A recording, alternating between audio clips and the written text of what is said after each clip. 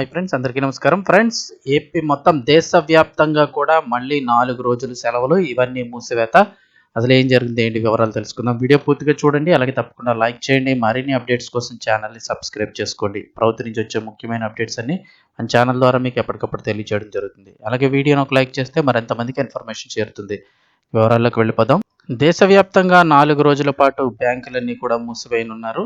Bank కస్టమర్లందరికీ కూడా alert. వరుసగా 4 రోజు బ్యాంకులు బంద్.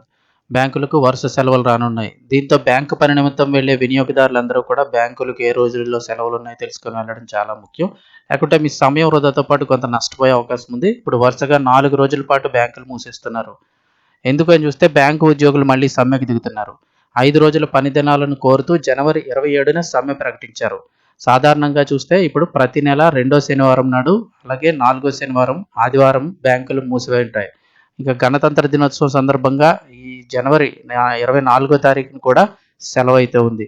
జనవరి 25 ఆదివారం, ఇక జనవరి 26వ తేదీ రిపబ్లిక్ డేగా ఉంది. అలాగే జనవరి 27వ తేదీనేమో ఈ బ్యాంకులన్నీ బంద్ ప్రకటించాయి.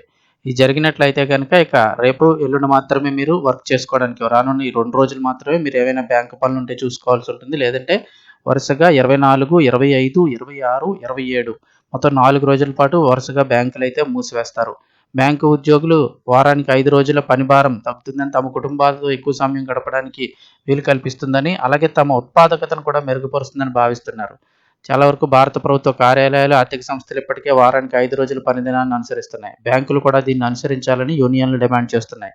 అయితే ఉద్యోగులు పని గంటలను తగ్గిస్తే కస్టమర్లకు సేవలు అంతరాయం కలగకుండా చూసుకోవడానికి సోమవారం నుండి శుక్రవారం వరకు రోజుకు 40 నిమిషాలు అదనంగా పనిచేయడానికి సిద్ధంగా ఉన్నామని యూఎఫ్బియు ప్రకటించింది.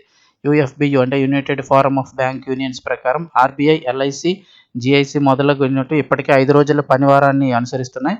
విదేశీ మారక ద్రవ్య మార్కెట్, స్టాక్ ఎక్స్చేంజీలు శనివారాల్లో పనిచేయవు. కేంద్ర రాష్ట్ర ప్రభుత్వ కార్యాలయాలు కూడా శనివారాల్లో పనిచేయవు. అందువల్ల బ్యాంకులు 5 రోజుల పని వారాన్ని ఎందుకు అమలు చేయలేవని యూఎఫ్బియు ప్రశ్నిస్తోంది. సో త్వరలోనే దీనిపై నిర్ణయం తీసుకునే అవకాశం ఉన్నట్లుగా చెప్తున్నారు.